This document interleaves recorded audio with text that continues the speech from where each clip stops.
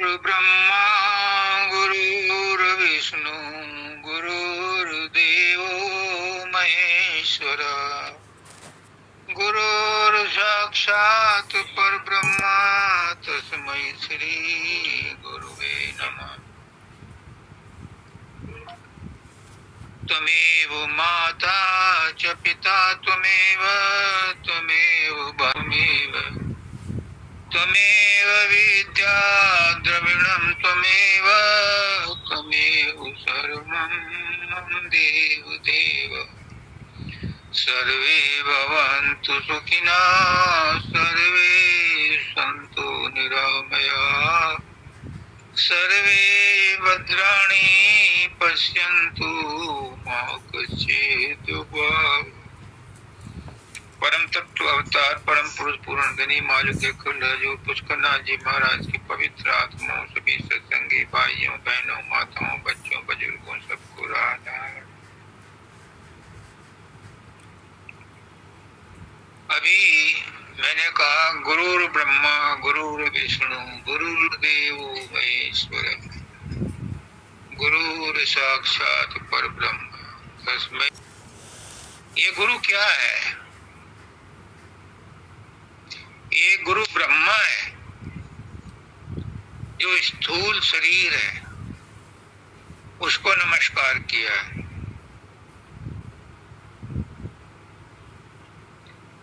ये गुरु विष्णु है जो मन है सूक्ष्म है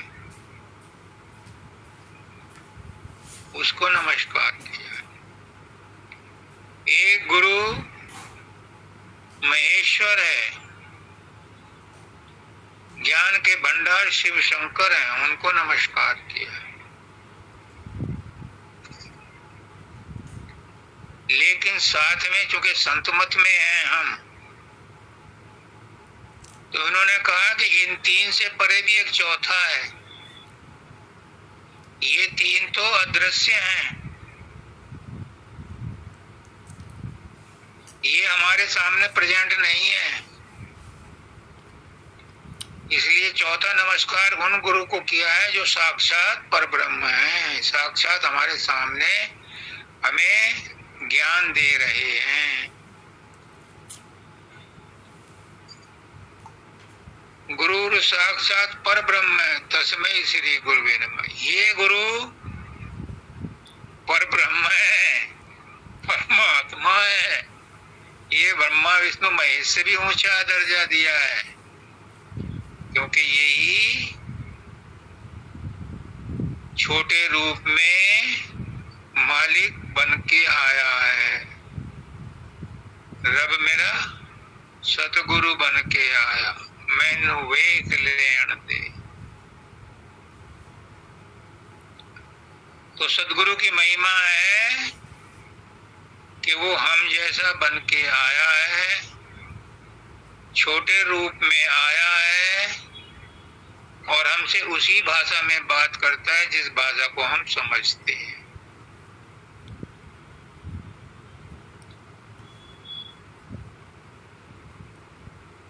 वो किसी और रूप में आता तो हम उसे प्यार नहीं कर सकते थे, और रूप में आता तो उससे वार्तालाप नहीं कर सकते थे, अपना दुखड़ा नहीं सुना सकते थे। हमारे जैसे रूप में आया इसलिए हम उसके साथ अपने प्रॉब्लम शेयर कर सकते हैं और वो उनका जवाब दे सकता है।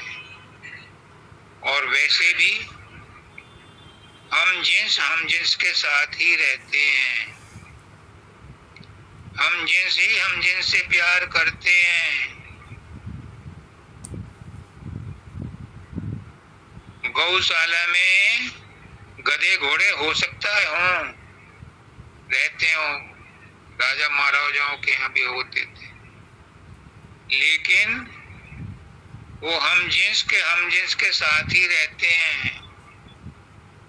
उनका खाना पीना सबका अलग अलग हम जिन्स के साथ ही होता है। इसी तरह से गुरु भी मनुष्य योनि में मनुष्य शरीर में जन्म लेकर हम जीवों को चिताने के लिए आया है। क्यों? क्योंकि इस में जो आत्मा है वो परमात्मा की ही अंश है। और जब वो परमात्मा की अंश है तो उसे चिताने के लिए उस जैसा ही आना चाहिए। उसे हमें आत्मा संतुष्ट नहीं होगी, इसलिए आत्मा को चिताने के लिए परमात्मा छोटे रूप में आना है। दूसरे श्लोक में बोला तुमेव माता च पिता त्वमेव, तुम ही माता हो तुम ही पिता हो, तुमेव बंधु च सखा तुमेव, तुम ही मेरे बंधु हो तुम ही सखा हो, तुम ही विद्या हो तुम ही द्रव्य हो तुम ही धन हो, और तुम ही मेरे सब कुछ हो, मेरे देवों के देव तुम सब कुछ हो। ये तो आम अर्थ है जो आप समझते हैं। इस श्लोक को मैंने इसलिए छांटा कि आज इसका दूसरा पहलू बताऊं। क्या मेरे माता पिता तुम जैसे हैं, यानी माता पिता के अंदर भी परमात्मा देखो। अब तक तो सिर्फ गुरु के अंदर परमात्मा देख रहे थे, अब माता पिता के अंदर भी परमात्मा देखो। मेरे माता पिता परमात्मा ही हैं, तुम ही हो मेरे माता पिता, मेरे माता पिता तुम जैसे ही हैं। मेरे भाई बंधु भी तुम जैसे ही हैं, वो भी परमात्मा ही हैं। सखा भी मेरे परमात्मा ही हैं, वो भी गुरु ही हैं। सखा भी मेरे गुरु हैं, सबके अंदर गुरु देखो। और जो ज्ञान मुझे मिला है ये भी आप ही का है गुरुदेव, ज्ञान भी आप ही हो। पुष्करनाथ जी कहते थे अगर तुम्हें नौकरी मिल गई तो बुद्धि तुम्हें किसने दी थी? ये बुद्धि भी तो परमात्मा की है, तो मेरी बुद्धि भी परमात्मा ही है। जो धन दौलत कमा रहा हूँ ये भी परमात्मा ही है, परमात्मा का ही है। और हे देवों के देव सदगुरु तुम मेरे सब कुछ हो। इस तरह से एक आउटवर्ड है एक इनवर्ड है। पहले तो गुरु को कहा कि तुम सब कुछ हो, और अब सब कुछ में गुरु को देखना शुरू कर दिया कि ये भी आप हो ये भी आप हो ये भी आप हो। तो इन दो श्लोकों को मैंने जानबूझ के आज लिए रखा था कि इनके दोनों पहलू बताए जाएं। आज मैं एक बात कहने जा रहा हूं, मुझे तो विश्वास है आप लोगों को हो या ना हो। सच्ची बात बोलने में कोई लाग लपेट नहीं, औरों की तो मैं नहीं कहता, लेकिन अब जी चाहता है कि आंख मुंह और कान बंद करके अपना सुधार कर लूं। दूसरों को तो उपदेश देते देते अब मैं ऊब गया। अब अपने आप को उपदेश देने का समय आ गया, क्योंकि सबसे ज्यादा अज्ञान और कमी मेरे अंदर ही है। इसलिए औरों को ज्ञान देने से बेहतर है कि पहले मैं अपना सुधार कर लूं। कबीरदास का एक पद है, वो सुनो तो आपको मेरे प्रति विश्वास हो जाएगा कि मैंने जो कहा है उसका आधार क्या है। मैं स्पष्ट रूप से आज सच बोल रहा हूं। क्या कबीरदास जी कहते हैं, औरन से कहे आपा खोजो, आप अपना नहीं जाने। राजेश भी सत्संग में, हर सत्संग में पिछले 4 साल से यही कहता आ रहा है कि सब अपने आप को पहचानो, अपना आपा खोजो। कोई बुराई नहीं है, वो भी सच कहता है क्योंकि गुरु का हुक्म है। लेकिन कबीरदास जी कहते हैं कि औरन से कहे आपा खोजो और आप अपना नहीं जाने। क्या राजेश ने आपा खोज लिया? शब्दानंद जी महाराज कहते हैं कि जब मुझे सोते सोते ख्याल आ जाता है कि क्या तूने गुरु का काम पूरा कर लिया, तो फिर नींद नहीं आती, फिर उठ के बैठ जाता हूँ, ध्यान समाधि लगाता हूँ। 24 घंटे में पता नहीं चलता कि कितनी देर सोया, क्योंकि गुरु का काम अधूरा ना रह जाए इसलिए मैं अपने आप को बिजी रखता हूँ। ये बाबा शब्दानंद जी ने कहा है और वही राजेश कह रहा है, आप अपना नहीं जाने। क्या राजेश ने अपने आप को जान लिया? अगर जान लिया तो फिर कहने की जरूरत क्यों पड़ रही है? फिर तो उसकी प्रेजेंस से ही सब काम हो जाने चाहिए थे। सूरज कभी नहीं कहता मैं निकल गया हूँ, आओ अपना काम शुरू करो। नहीं, सूरज के तो निकलने से पहले ही पशु पक्षियां अपना काम शुरू कर देते हैं। सूरज निकलते ही मनुष्य भी अपना काम शुरू कर देते हैं। सूरज किसी को इनविटेशन नहीं भेजता,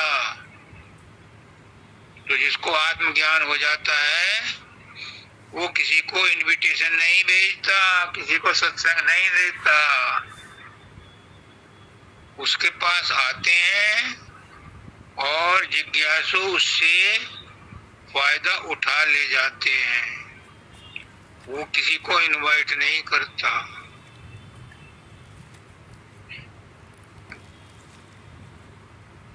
मुख कुछ आन हृदय कुछ आना, कैसे राम पहचाने। जो कहते हैं कि उन्हें गुरु मिल गया, जो कहते हैं उन्हें निर्वाण मिल गया, उन्हें मुक्ति मिल गई, उन्हें सतपद मिल गया, पूछें अपने आप से कि जो मुख से कह रहे हैं क्या अंतर में उन्हें अनुभव हो गया? अगर नहीं हुआ तो कैसे राम पहचाने? राम उन्हें कैसे पहचानेगा?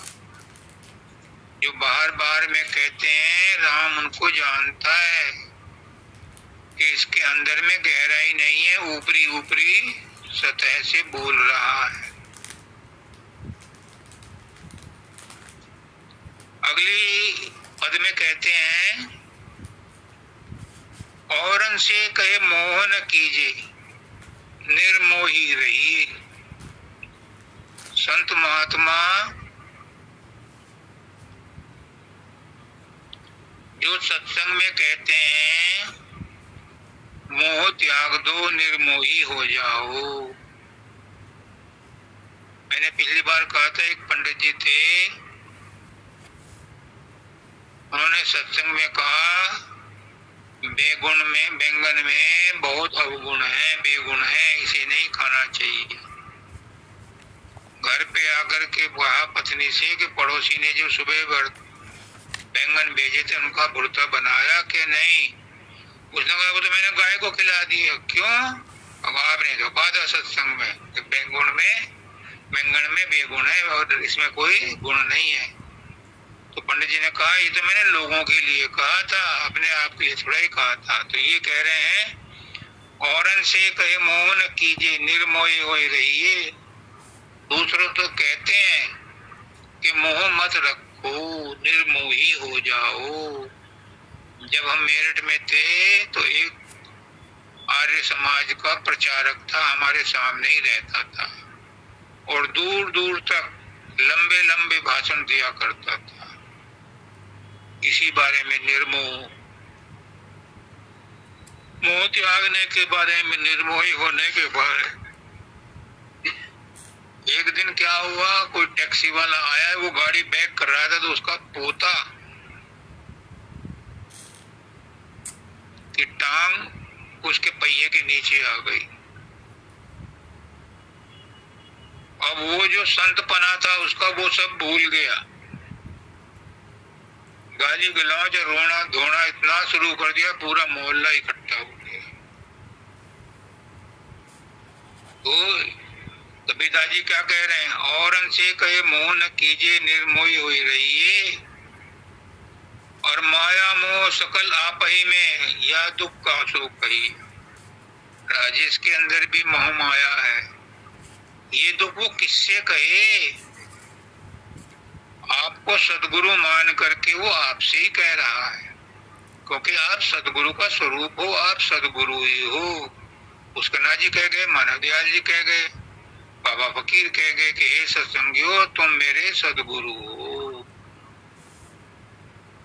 तो राजेश भी आपको अपना सदगुरु मान के अपना कमियां बता रहा है। कासो कहिए, सदगुरु से कहिए, और आप सदगुरु को। आगे कहते हैं औरन से कहे तजो बढ़ाई, आप बढ़ाई चाहे, दूसरों से कहते हो मान बढ़ाई शैतान की टट्टी है, और अपने आप मान बढ़ाई के लिए हर समय लालायित रहता है।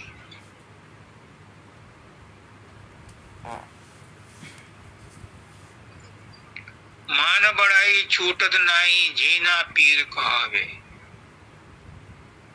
अपने आप से मान बढ़ाई नहीं छूटती,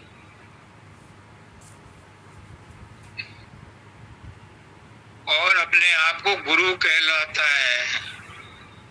ये क्या है, ये महा कमी है।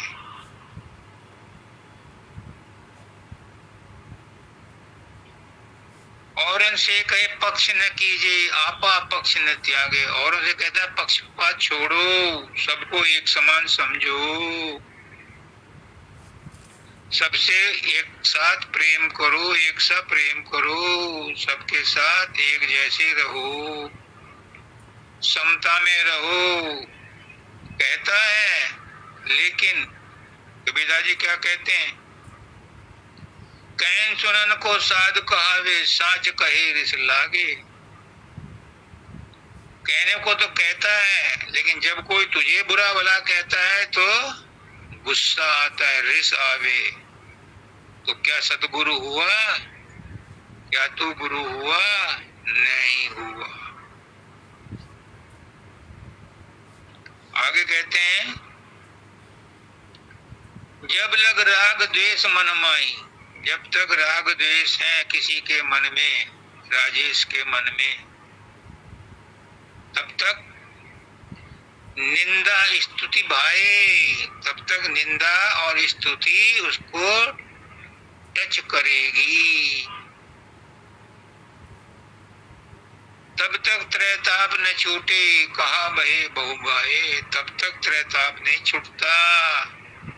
भाइयों बहनों माताओं बच्चों बुजुर्गों सबसे कह रहा हूँ दर्द दिल से, ये कबीरदास जी कह रहे हैं, मैं अपने ऊपर ले रहा हूँ, लेकिन आप भी सोचो कि इतने दिन बीत गए, क्या राग द्वेष छूटा, क्या निंदा स्तुति छूटी, त्रैताप से तभी बचोगे।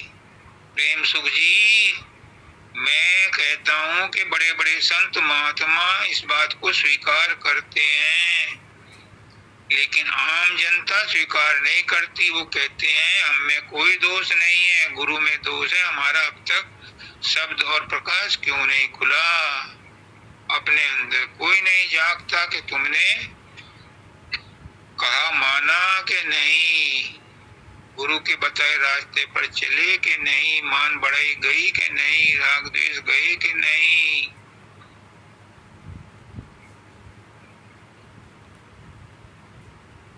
आगे कहते हैं ये मेरे ऊपर भी लागू होता है, मेरे ऊपर सारा ही लागू होता है, लेकिन ये खास कर लगता है। और तो ऊपर ऊपर से लगते हैं, ये खास कर लगता है। ये मुझे चिताने के लिए आज मेरे सामने आया है, मुझे होश में लाने के लिए आया है। क्या कहते हैं, पद साखी औरन समझावे। ये शब्दों की व्याख्या औरों को समझाने के लिए तो बड़ा चतुर है। सबसे कहता है, सबसे कहलवाता है, सबको समझाता है। पद साखी औरन समझावे, आप समझता नहीं, अपने आप नहीं समझता, औरों को समझाता है। अगर आप समझा होता तो उस पर आचरण किया होता, फिर आज ये नौबत न आती कि कहें कबीर राम क्यों दर से जब दुविधा मन माई। ये जो दुविधा बनी हुई है, राम का दर्श नहीं मिल रहा, सतलोक नहीं मिला अभी तक। क्यों? क्योंकि ये कमियां सारी भरी पड़ी हैं, इनमें रत्ती भर भी परिवर्तन नहीं हुआ। फिर आपको कैसे होगा? जब तक मन में दुविधा है, जब तक गुरु को अपने से दूसरा समझते हो, जब तक मैं पुष्करनाथ जी को, मानव दयाल जी को, शब्दानंद जी को अलग अलग समझता हूँ या अपने से अलग समझता हूँ, तब तक कुछ नहीं मिलने वाला। मैं सबको कहता हूँ कि गुरु और मैं एक हैं, आप और मैं एक हैं, तो फिर विश्वास करो एक हैं। और जब एक हैं तो उसमें द्वैत नहीं है, और जब द्वैत नहीं है तो फिर चिंता किस बात की? फिर चिंता नहीं, फिर तो एकता है, समता है। फिर आपका दर्द मेरा दर्द, आपका सुख मेरा सुख, आपका दुख मेरा दुख। आप और मैं दो हैं ही नहीं, एक ही परमात्मा ने कहा था मैं एक से अनेक हो जाऊं। तो वो परमात्मा अभी भी सबके अंदर वैसे ही विराजमान है। परम दयाल जी कहते हैं कि मैं किसी को निगुरा छोड़ के नहीं जाऊंगा। उन्होंने तो वर्ड इस्तेमाल किया था, रंडुआ छोड़ के नहीं जाऊंगा, लेकिन मैं कहता हूं मैं निगुरा छोड़ के नहीं जाऊंगा। यानी सब गुरुवान हो, गुरु के रूप हो, सब गुरु ही हो, कोई भी निगुरा नहीं है। लेकिन क्या आप लोगों ने गुरु की बात पकड़ ली, उस पर विश्वास कर लिया कि हम गुरु ही हैं? गुरु तो कहता है कि आप और मैं एक हैं। राजेश गुरु नहीं है, राजेश के अंदर जो बोल रहा है वो गुरु है।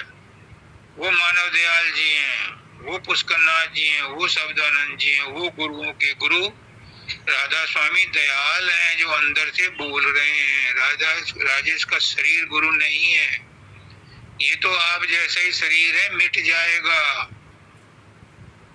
पल दो पल का राही हूँ, पल दो पल मेरी कहानी है। पल दो पल में मिट जाएगा शरीर तो, लेकिन जो ज्ञान राजेश के मुख से निकल रहा है वो परम ज्ञान, परम तत्व, परम पुरुष पूर्ण धनी का है। वो राधा स्वामी दयाल का है, वो मानव दयाल जी का है, वो बाबा फकीर का है, वो शब्दानंद जी का है, वो पुष्करनाथ जी का है। वो नहीं मिटेगा। माँ बाप नहीं रहते, लेकिन माँ बाप का ज्ञान रहता है। ऐसे ही सदगुरु का शरीर नहीं रहता, सदगुरु का ज्ञान हमेशा कायम रहता है। माता जी ने कहा कोई सुख दुख का नहीं है दाता, तेरी ही है भूल सब। इस संसार में हम आए हैं, ये संसार अगमा पाई है। इस संसार में कोई सुखी नहीं है, क्योंकि ये संसार परमात्मा ने बनाया ही दुखालय है। और दुखालय इसलिए बनाया कि कोई ज्यादा दिन इसमें ठहर ना सके, अपने घर वापस जाने की याद आ जाए। लेकिन नहीं, इस दुखालय में ही लोग खुश रहते हैं। जब शुरू में मैंने सेकंड नौकरी ज्वाइन की सीए के यहाँ, दिल्ली जाता था तो ईएमयू में जाता था, तो वहाँ अक्सर मुझे एक आदमी मिलता था, वो भी कहीं नौकरी करता था, रोज ही जाता था वो भी। तो उसने ये उंगलियों के जो खाल है, सारी उंगलियों के बीच में जो खाल है नाखून के ऊपर, इसमें उन्हें छेद कर करके माचिस की तिल्लियां डाली हुई थी और बीच बीच में उन्हें सरकाता रहता, यानी उसे दुख ही अच्छा लगता था। ऐसा ही सारा संसार है। हम भी जाने अनजाने में इन दुखों से ही प्यार करते हैं। हमें पता है विषय वासना दुखदाई है, हमें पता है ज्यादा सोना नुकसानदायक है, हमें पता है ज्यादा खाना नुकसानदायक है, लेकिन हम अपनी आदतों से बाज नहीं आते और शरीर को अड़गम सड़गम खा करके बीमार करते रहते हैं। मन को भी बीमार करते रहते हैं, क्योंकि जैसा खाओगे अन्न वैसा होगा मन। अनाप शनाप खाते हैं तो मन में भी अनाप शनाप विचार आएंगे, रोक नहीं सकता कोई। कहते हैं कि अन्न का सूक्ष्म तत्व मन बनता है और पानी का सूक्ष्म तत्व प्राण बनता है। तो जैसा पानी पियोगे वैसे ही प्राणों की अवस्था होगी। गंदा पानी पियोगे तो सांस भी गंदे ही आएंगे। इसलिए कोई सुख दुख का नहीं है दाता, तेरी ही है भूल सब। सोचो समझो, तुम कैसे कर्म कर रहे हो, कैसा जीवन व्यतीत कर रहे हो, घर वालों के साथ, परिवार वालों के साथ, मोहल्ले वालों के साथ, दफ्तर में, ऑफिस में, दुकान पर, बाजार में कैसा व्यवहार है तुम्हारा।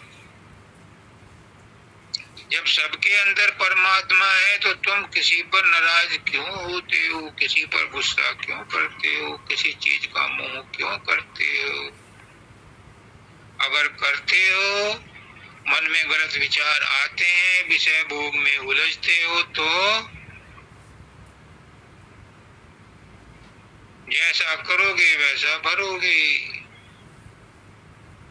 जैसा विचार वैसा व्यवहार, जैसी करनी वैसी भरनी। कोई सुख दुख का नहीं है दाता, हमारे सुखों दुखों का कोई देने वाला नहीं है। कर्म भी हमारे सुख दुख नहीं देते।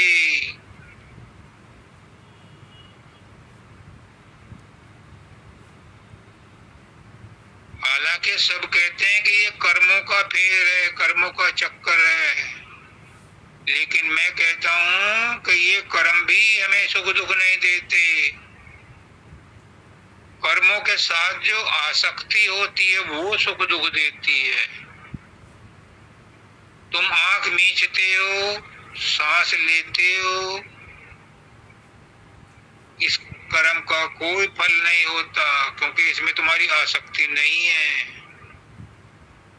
तुम प्राणायाम करने लग जाओ, उसमें आसक्ति होगी, वो कर्म बन जाएगा। तुम आंख से लुभावनी चीज देखनी शुरू कर दो, गंदी चीज देखनी शुरू कर दो, वो कर्म बन जाएगा, क्योंकि उसमें आसक्ति पैदा हो गई। तुम जो सुनते हो, इस सुनने की क्रिया से कोई भी कर्म नहीं बनता। तुम चुगली सुनने शुरू कर दो, तुम गंदी बातें सुनना शुरू कर दो, उसमें आसक्ति हो गई, वो दुख का कारण बनेगी। कर्म अपने आप में दुख का कारण नहीं है, क्रिया अपने आप में कोई दुख का कारण नहीं है। इनके साथ जब आसक्ति लग जाती है तो ये दुख सुख का कारण बन जाते हैं। कोई सुख दुख का नहीं दाता, तेरी ही है भूल सब। हम भूल से परमात्मा को दोष देते हैं कि हमारे ऊपर आपत्ति आ गई। परमात्मा का हमारे सुख दुख से कोई लेना देना नहीं। प्रारब्ध का भी हमारे सुख दुख से कोई लेना देना नहीं है, क्योंकि प्रारब्ध किसने बनाया?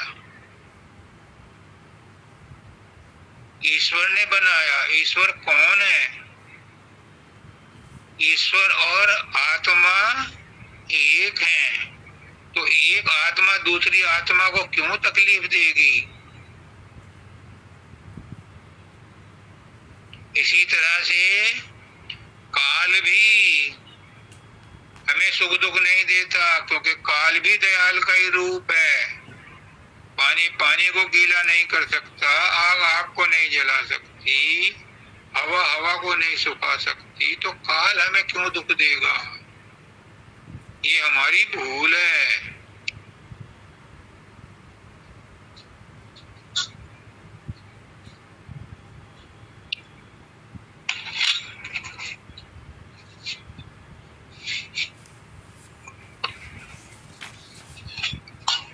इंसान हमें कोई दुख नहीं देता।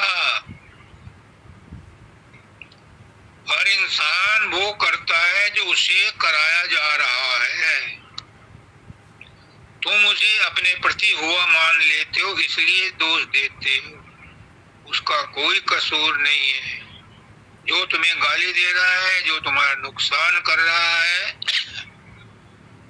वो तो पहला जो कर्म है उसके हिसाब से उसे वैसा करना है। तुम आज की परिस्थिति में उसे बुरा कहते हो, ये तुम्हारा कर्म बन गया, उसका नहीं बना।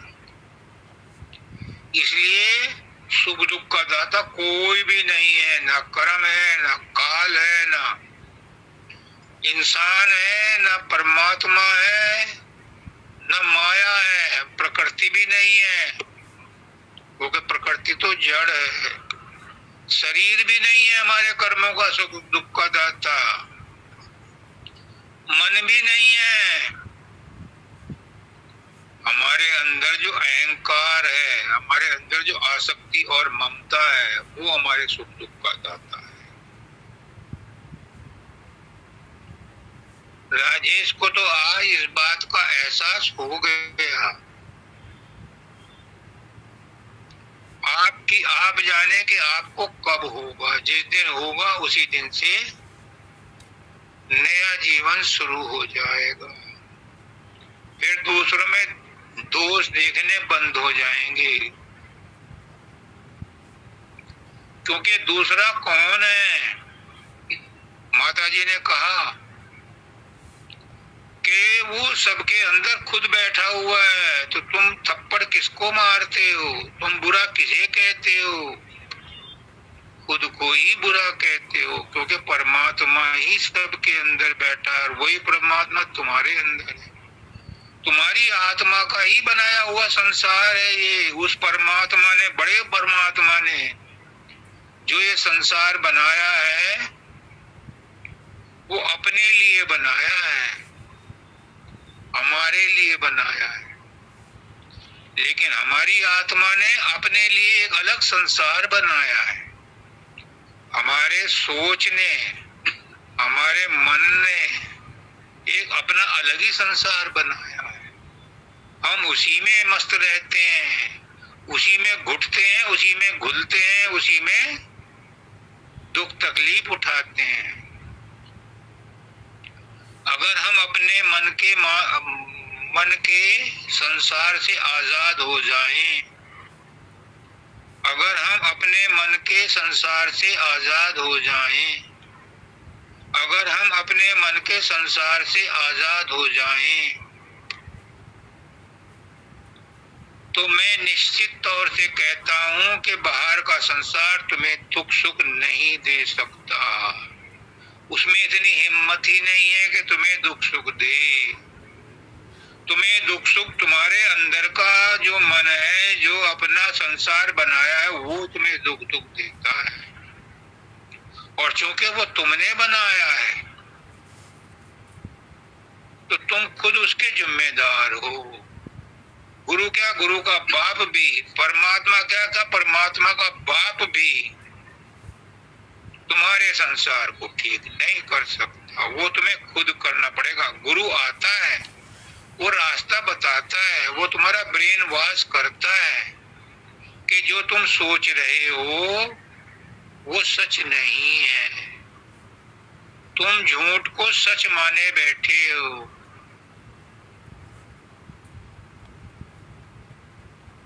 सच्चाई वो बताता है कि तुम अजर अमर अविनाशी आत्मा हो। ये शरीर तुम नहीं हो, ये मन तुम नहीं हो, ये कारण शरीर तुम नहीं हो। इनके बीच में फंस करके तुम अपने आप को इन जैसा मानने लगे हो। बस यही सुख दुख का कारण है। गुरु कहता है तुम अपने आप को पहचान लो कि तुम कौन हो, तुम किसके हो। जब तुम्हें ये पता चल जाएगा कि तुम किसके हो, तुम परमात्मा के अंश हो, जीव ईश्वर जीव अविनाशी, ईश्वर अंश जीव अविनाशी। तो तुम तो ईश्वर के अंश अविनाशी जीव हो। जिस दिन तुम्हें ये पहचान हो गई, उस दिन तुम अपने मन के संसार से मुक्त हो जाओगे। तुम्हें और कोई मुक्ति की जरूरत नहीं है। अपने मन के संसार से ही मुक्त होना है, क्योंकि आत्मा तुम्हारी मुक्त है। उसमें रत्ती भर भी बंधन नहीं है, वो रत्ती भर भी खराब नहीं हुई है, उस पर मैल नहीं चढ़े हैं। ये मैल तो इसलिए दिखाई दे रहे हैं कि ये हमारे ऊपर उसने मन ने कवर चढ़ा रखे, खोल चढ़ा रखे। मन कभी आत्मा कभी गंदी नहीं होती, आत्मा कभी बंधन में नहीं है। ये मन ने अपना एक जाल बिछाया हुआ है, एक बॉक्स बनाया हुआ है, उसमें हमें पिंजरे में बंद करके अपने आप मस्ती में रहता है और आत्मा से शक्ति लेकर के आत्मा के ऊपर हुक्म चलाता है। किसी को दोष मत दो। माता जी ने कहा किसी को अपने दुख सुख का दोषी मत बनाओ, क्योंकि कोई दूसरा तुम्हारे अलावा है ही नहीं। सब कुछ तो परमात्मा ही है, तो दोष किसको देते हो। एक 4 लाइन का शब्द है कबीर साहब का, कोई दोष न दीजिए कर्मों की गति न्यारी। किसी को दोष मत दो, ये सब कर्मों की गति है। अब कोई कहे काहे बगुला श्वेत बरण भय और काहे कोयल कारी। बगुले का सफेद रंग क्यों है और कोयल इतनी मीठी बोलती है, उसका रंग काला क्यों है। किसी को दोष मत दो। ये प्रकृति का विधान है, जो जैसा होता है वैसा ही उसे मिलता है।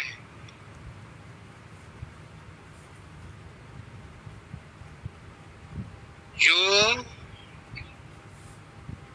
बगुला है उसे मछलियों को धोखा देना है, इसलिए वो सफेद कपड़े पहन के उनको धोखा देता है और आंख बंद करके ऐसा खड़ा हो जाता है जैसे भगत हो, और मछलियां आती हैं उन्हें गर्भ कर जाता है, इसलिए उसे सफेद पोशाक दी गई।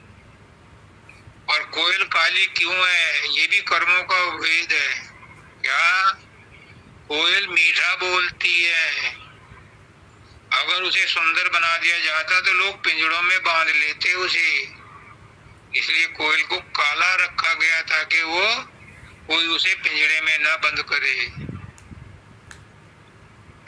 दूसरा कहते हैं काये कूप जल मीठो लागत है, कुएं का जल मीठा क्यों लगता है। और काये समुंदर खारी, समुंदर का पानी खारी क्यों है।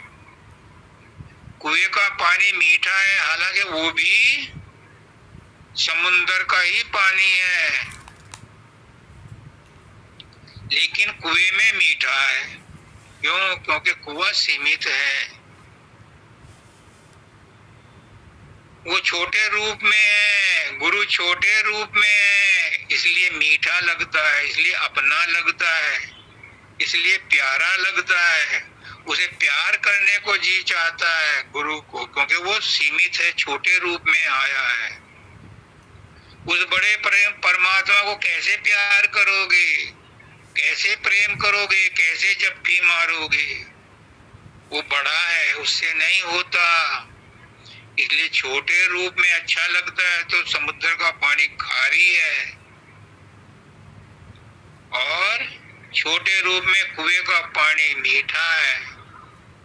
तो हमें तो छोटा ही रूप पसंद है, हमारे अंदर इतनी ताकत नहीं कि हम अर्जुन की तरह कह दें मुझे विराट रूप दिखलाओ। ना बाबा ना, हम तो छोटे आदमी हैं, हमें तो छोटा ही रूप दिखा दो भाई, इसी से संतुष्ट हैं, हमें ना चाहिए विराट। और विराट उसे कौन सा आया, उसे तो दिव्य दृष्टि दी तब भी वो घबरा गया।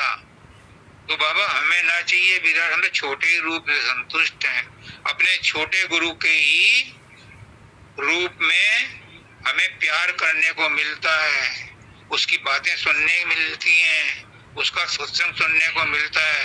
हमें तो वही कुआं अच्छा लगता है जो हमारे नजदीक भी है और मीठा पानी देता है।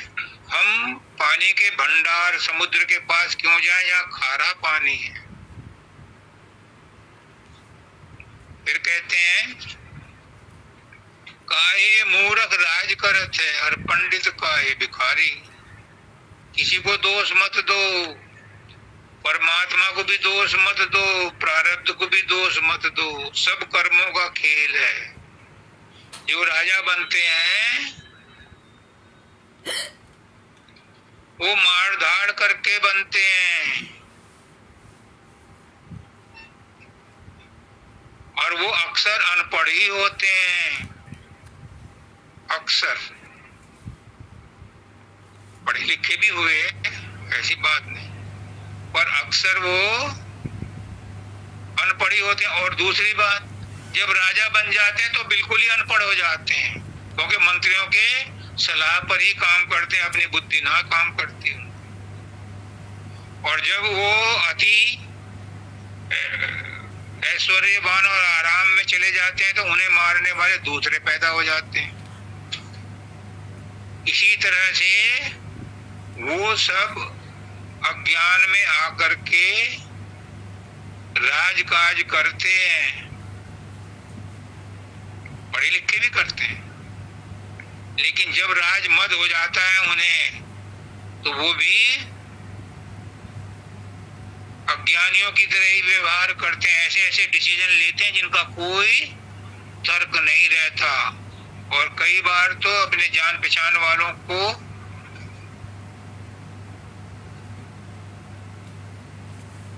फेवर करने के चक्कर में वो मूर्ख जैसे डिसीजन ले लेते हैं। और काहे पंडित भिखारी, पहले पंडित लोग भिक्षा ही मांगते थे, वो और बिजनेस नहीं करते थे और नौकरी नहीं करते थे। क्यों होते थे? क्योंकि उनकी इच्छा होती थी शिक्षा प्राप्त करने की, विद्या प्राप्त करने की। तो उन्हें विद्या दे दी। उन्होंने राजकाज मांगा ही नहीं, बाद में मांगा तो बाद में राजा बने। पंडित लोग भी राजा बने। तो आगे कहते हैं कबीर साहब, कहे कबीर सुनो भाई साधो, गुरु चरणन की बलिहारी। काहे को इन लफड़ों में पड़ते हो? सुख दुख के बारे में, मान अपमान के बारे में, बुरा भला कहने के बारे में क्यों परेशान होते हो?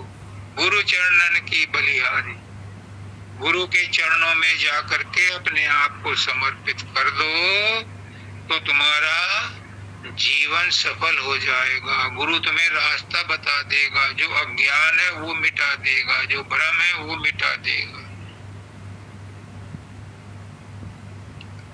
अभी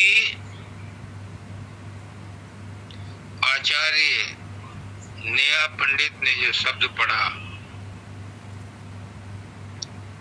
बहुत अच्छी व्याख्या की। मुझे गर्व है कि उन्होंने इतनी जल्दी इतनी तरक्की कर ली।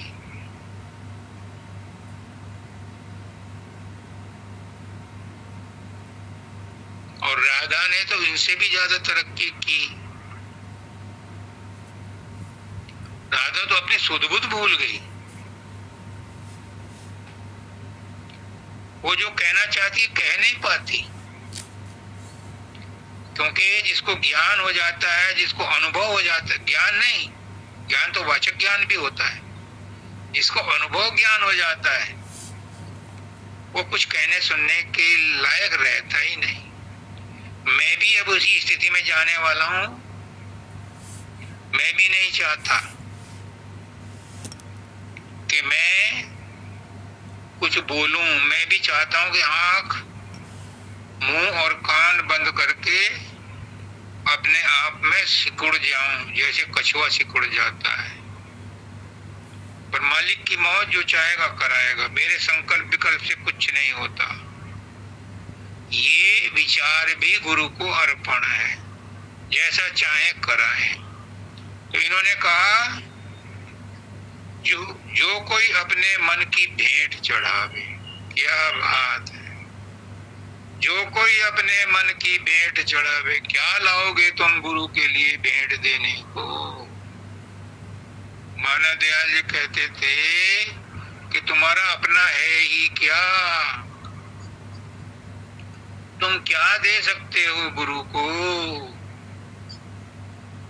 जो कुछ भी तुम दोगे वो तो पहले से गुरु का ही है। धन दौलत, परिवार, मान सम्मान, जो कुछ भी तुम्हारे पास है वो तो मालिक का ही है, गुरु का ही है। तुम क्या दोगे?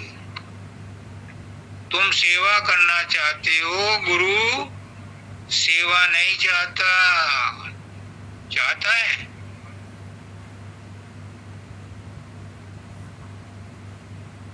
एक सत्संगी आया बाबा सावन सिंह जी के पास कि मैं आपकी सेवा करना चाहता हूं। एक सत्संगी आया बाबा फकीर के पास कि मैं आपकी सेवा करना चाहता हूं। और मेरे पास भी एक अर्जी आई थी कि मैं आपकी सेवा करना चाहता हूं। सुनो, गुरु की सेवा क्या है? भ्रम में मत रहो। बाबा सावन सिंह जी ने कहा जो 3 घंटे साधन करे वो मेरी सेवा है। बाबा फकीर ने कहा कि तू मेरी सेवा करके मुझे बीमार करना चाहता है क्या? क्योंकि तू सेवा करेगा यही सोच करके तो मेरा शरीर उसका आदी हो जाएगा, वो बीमार हो जाएगा। ये गुरु की सेवा नहीं है। गुरु की सेवा है, गुरु ने जो काम कहा है, जो सुमरन ध्यान भजन कहा है, जो गुरु ने और किसी की मदद करने को कहा है, जो और कोई काम करने को कहा है, पत्रिका का संपादन करने को कहा है, तुम वो काम कर लो, ये गुरु की सेवा है। गुरु जो कहे वो हित कर मान, गुरु जो करे उचित धर ध्यान। जो गुरु कहे उसे हित कर मानो, उसकी बात पर जान अड़ा दो। शब्दानंद जी को कहा था मानव दयाल जी ने, मुझे संभाल के रखना, और शब्दानंद जी अपने आप बिखर गए। मानव दयाल जी की शिक्षा को संभालते संभालते अपने आप शरीर से और मन से, आत्मा से बिल्कुल टूट गए। सिर्फ सूरत उनकी शब्द में रहती थी। उनको संभालते संभालते बाकी सब बिखर गया, गुरु ही रह गया। वो गुरु रूप ही हो गए। ऐसे ही गुरु अगर किसी को चलते जाते, हंसते बोलते भी, अगर मजाक में भी किसी को कुछ काम कह दे तो उसे पूरा कर दो, वो वही गुरु सेवा है। स्वामी जी महाराज कहते हैं, गुरु भक्ति दृढ़ के करो पीछे और उपाय, और गुरु बिन भक्ति मोह जल कभी न काटा जाए। अगर गुरु भक्ति करनी है, बिना गुरु भक्ति करे नाम भक्ति शुरू नहीं होती। और गुरु भक्ति का मतलब है गुरु ने जो कहा है उसका पालन करो। गुरु को तन की सेवा, मन की सेवा, गुरु को कपड़ों की सेवा ये नहीं चाहिए। गुरु को तो अपना मन अर्पण करो। जो कोई मन की भेंट चढ़ावे, अपने मन को गुरु को अर्पण करो। लेकिन एक दिन मैंने पहले भी कहा था, सब कहते हैं गुरुदेव ये मन आप ले लो, मेरा मन मेरे बस में नहीं है। मैं भी कहता हूँ, मैं दूसरों को दोष नहीं देता। अभी जो ना भजन सुनाया ना कबीर साहब का, और उनको कहे मोह न कीजिए, निर्मोही रहिए, और अब खुद को मोह छूटता नहीं। तो जो बात मैं कहता हूँ ये मेरे ऊपर भी लागू होती है। मैं अपने ऊपर भी अपने आप से पूछता हूँ, अपने आप को ही कहता हूँ कि मन तुम गुरु को दे रहे हो तो अपना दो ना, अपना मन दो, दूसरे का क्यों दे रहे हो? और दूसरों का दोगे तो तुम्हारा क्या मिलेगा तुम्हें? तो वो तो जहाँ का तहाँ रहेगा। अगर तुमने मन दे दिया कहने सुनने के लिए तो तुम्हारे पास से छोड़ के जाएगा ही नहीं, क्योंकि तुमने अपना तो दिया ही नहीं। अपना मन दो। ये मन तुम्हारा कैसे बने और कैसे गुरु को दिया जाए? अभी तो ये तुम्हारा मन है ही नहीं, तुम इसे कैसे दे सकते हो? और दोगे तो ये जाएगा नहीं। इस मन को पहले अपना बनाओ। इस मन में सुसंस्कार भरो, इस मन में अच्छी आदतें भरो, इस मन को सूरत और शब्द के साथ लगाओ, इस मन को निरत में लगाओ, इस मन को सुमरन में लगाओ। जब ये आज्ञाकारी बन जाए, जब तुम्हारे वश में आ जाए, तुम्हारे कहने में चले, तब तुम इसे गुरु को दे सकते हो, तब तुम गुरु की भेंट चढ़ा सकते हो। अभी तुम अगर गुरु की भेंट चढ़ाओगे तो तुमने कुछ नहीं दिया, क्योंकि तुम्हारा है ही नहीं। तुम पराई चीज उठा करके गुरु को भेंट कर रहे हो। तुम किसी मंत्री के घर गए और कुछ प्रेजेंट कोई भेंट ले जाना भूल गए, तुम उसके आंख बचा करके उसी के ड्राइंग रूम से कोई 100 पीस उतार के उसको देने लगो। तो वो खुश होगा क्या? तुम्हारा काम करेगा क्या? नहीं करेगा। तो तुम गुरु की चीज उठा के गुरु को दे रहे हो, ये धन, ये मिठाई, ये कपड़े, ये अचार जो तुम गुरु को दे रहे हो, तो गुरु का तो पहले से तुम्हें दिया हुआ है। तुमने अपना क्या दिया? अपना तो तुम अहंकार ही दे सकते हो, वही तुम्हारा है, वही। और मन, अहंकार क्या है? अहंकार मन का ही हिस्सा है। मन, बुद्धि, चित्त, अहंकार, मन चतुष्टय यही है। जब तुम इसको दोगे तो तुम्हारा दान स्वीकार होगा, फिर तुम निर्लोही हो जाओगे, निर्मोही हो जाओगे, निर्लिप्त हो जाओगे, निर्विचार हो जाओगे, निर्विकार हो जाओगे। फिर तुम्हें आत्मा और परमात्मा का फर्क पता चल जाएगा कि आत्मा और परमात्मा दो है ही नहीं। मन को ही बीच में पर्दा बना रखा है। ये मन ही पर्दा है, ये मन ही खुदी है खुदा के बीच में। इस खुदी को हटा दो तो खुदा तुम्हारे सामने है। खुदा तो खुद आया हुआ है। उसकना जी ने एक दिन कहा था कि खुद आ तो खुदा है। जब खुद आता है तभी खुदा है। वो तो खुद आया हुआ है, तुम्हारे अंदर पहले से बैठा हुआ है। तुम्हारी आत्मा और परमात्मा तो एक ही है, लेकिन उन दोनों के बीच में पर्दा पड़ा हुआ है मन का। इस मन को हटा दो तो आत्मा परमात्मा तो एक ही है। मुक्ति किसकी चाहते हो? मुक्ति तो है, वो तो एग्जिस्ट करती है। मुक्ति कहीं से आनी नहीं है, आत्मा कहीं से आनी नहीं है, सतलोक कहीं से नहीं आना, ना कहीं जाना। सब कुछ अपने अपने मंजिल पर खड़े हो। मैं कहता हूं तुम सब अपनी मंजिल पर खड़े हो। तुम सतलोक में ही खड़े हो, तुम मुक्त अवस्था में ही हो।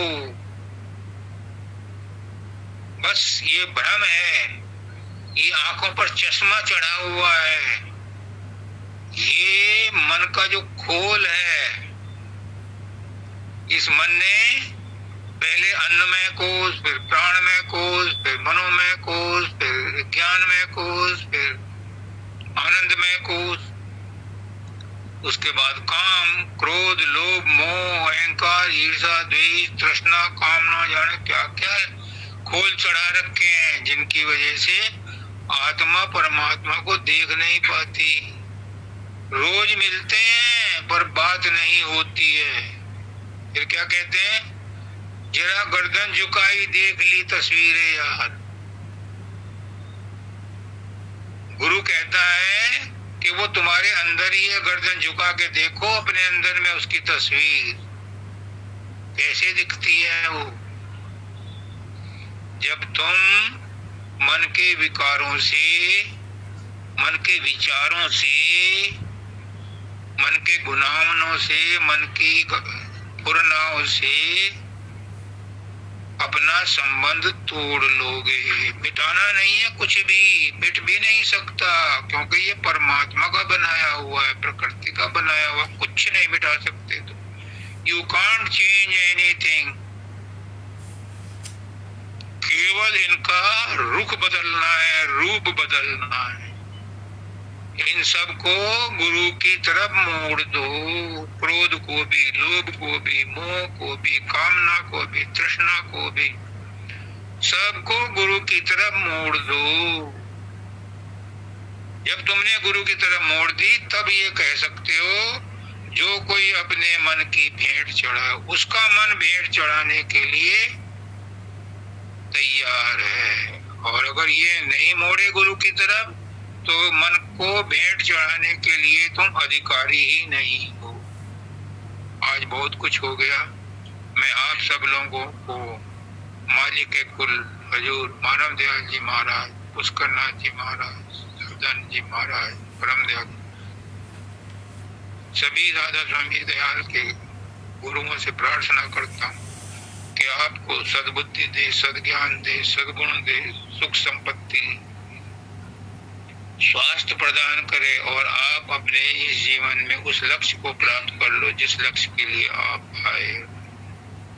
ये मानव दयाल जी के प्रकट दिवस पर आपको शुभकामनाएं उनकी ओर से आप सब दे रहा हूँ। गुरुदेव सबका कल्याण करे, सबका कल्याण करे, सबका कल्याण। राधा